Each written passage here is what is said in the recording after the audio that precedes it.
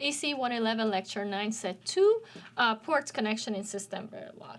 So far we've seen how you could actually declare inputs and outputs to the modules, and then we saw one example how we could connect ports, and there are basically two ways to define connection to the module's instance ports. One is the way we just saw in the previous example. Basically, we connect by the port order. It's also called the positional port connection. The other way is to use a method called port name or named port connection. And named port connection can take a few different ways. There is an explicit named connection, which we will be covering soon.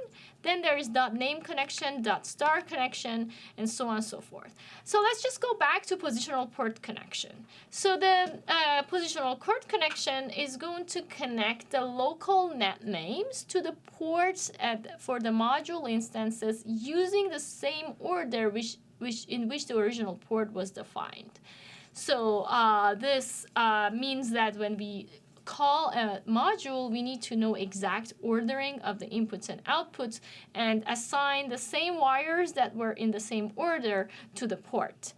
Here is an example, the reduction AND that we just saw. There is an input A, there is an input A, and there is an output Y. A is 8-bit, Y is 1-bit.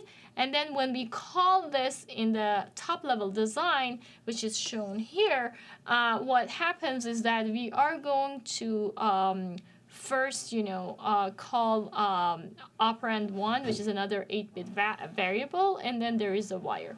So this also means that as a designer, we need to make sure that we know the sizes of each of these ports and declare them in the same order that was defined in the original design. So here it automatically connects this if we do everything correctly. So this is simple to code, and it's kind of a little bit less hassle, but it actually is an error-prone way because it's not always easy to debug because you always have to go back to the original one and make sure that you follow all the orders as you're debugging.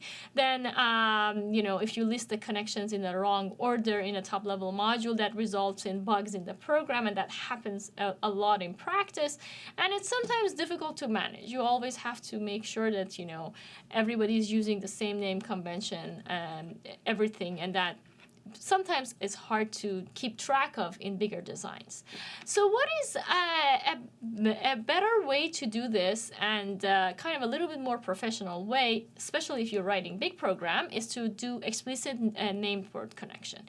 And in explicit named port connection, the module port is explicitly associated with the connected signal, and the way we do that is we put a dot name of the original module name of that signal, and in parentheses we put the parameter that we are passing by. So in the example that we had earlier, if we had the operand 1 and wire C1 that were going to that reduction AND module that was we were calling, what would happen, we would say dot A parentheses operation, operand 1, and dot Y parentheses C1. The good thing is, because this is a dot port connection, we don't really need to maintain the order in this part, in this method. So no matter which order we use, it knows that the A gets assigned to operand 1 here, so it's just going to do its own thing and be correctly connected. So this is the recommended usage, especially if the big design teams are used. There is a disadvantage, which means that, there is, you have to make sure that, you put the name correctly. The names can get long, and you need to specify everything. But the advantage is many, because, this can help making debugging easier. Accidental mistakes happen less in this, and you could use any order. And you could also leave out the unused ports, because sometimes you may not want to use every connection in every module as you're designing. So the unused ports, you don't need to specify wires coming in and out of them. You could also explicitly list them, but you don't need to pass signals. And then the code is kind of self-documenting. It's saying, this is, the wire that is going inside that port that was, in the other design. The .name port connection could be also done, by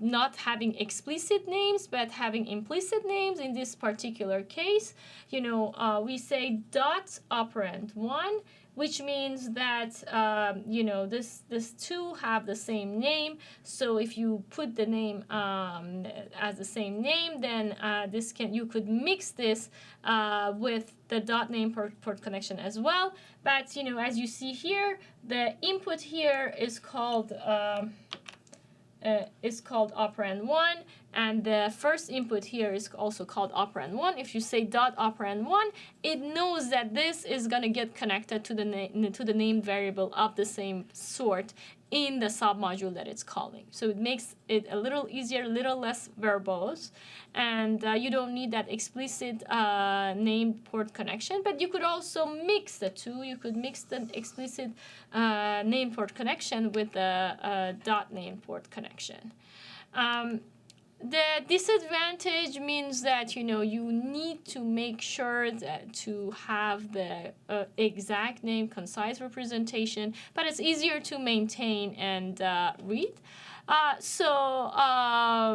We need to make sure that we declare an exact matching name to that port name before the module instance. So that's something we need to make sure that happens. They must be exactly matching in the size, and the data types should be compatible. So the data types should be compatible.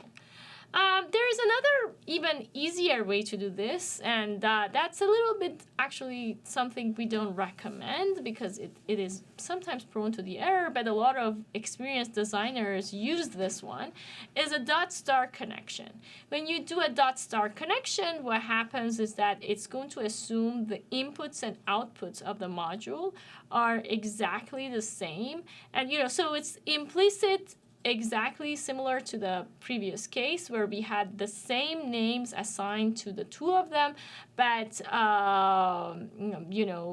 we also could have the here the reduction, and we put dot star means that everything as input and output this had is going to get translated here.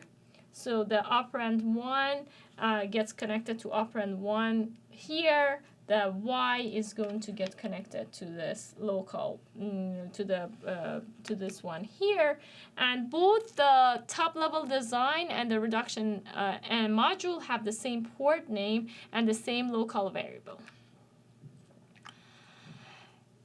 As I mentioned, this is something that a lot of experienced designers do, but not necessarily easy to debug. It's, in big teams, usually they try to use explicit port connection.